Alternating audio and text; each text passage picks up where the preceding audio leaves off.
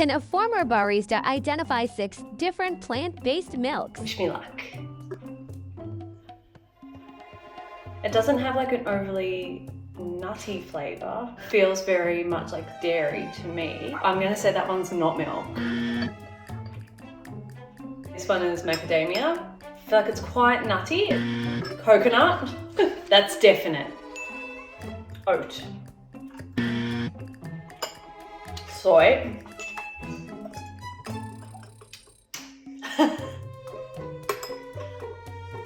I think that's not milk. I think that's almond. A bit nervous to ask, but how did I go? How did I go? What? Yeah, look, I haven't done myself proud. They're all delicious milks, and I'll be definitely getting some different ones in future just to keep me on my toes.